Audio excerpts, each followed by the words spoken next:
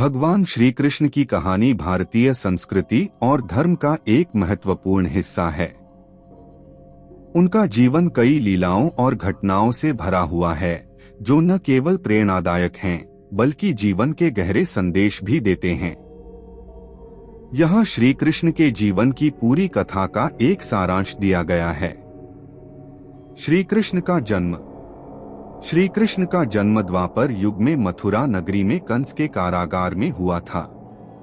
उनके माता पिता वासुदेव और देवकी थे।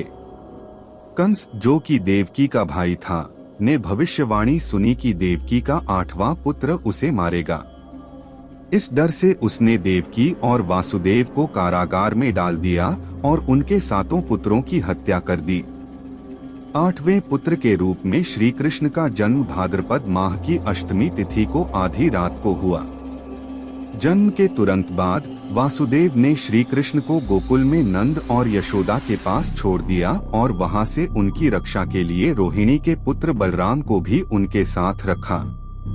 बाल लीलाएं। गोकुल में श्री कृष्ण ने बाल लीलाओं से सभी का मन मोहा। एक पूतना नामक राक्षसी को कंस ने श्री कृष्ण को मारने के लिए भेजा, लेकिन श्री कृष्ण ने बचपन में ही पूतना का वध कर दिया।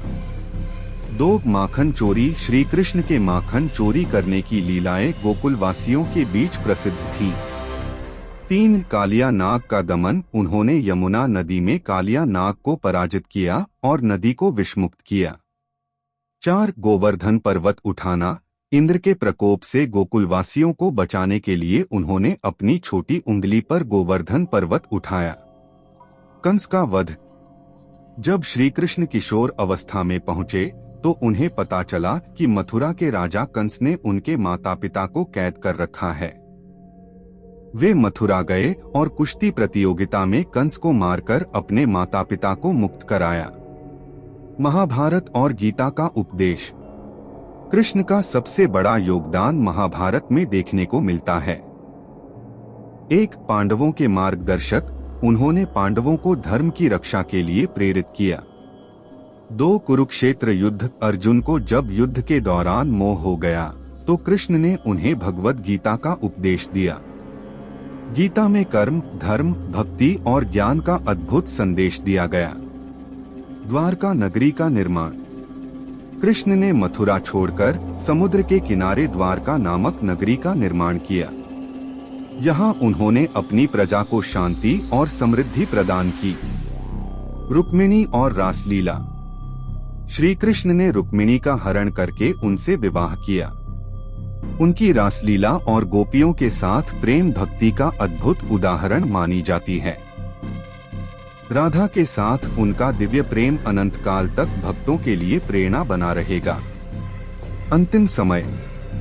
महाभारत युद्ध के बाद यादव वंश आपसी कलह में समाप्त हो गया। अंत में कृष्ण ने वन में जाकर समाधि ले ली।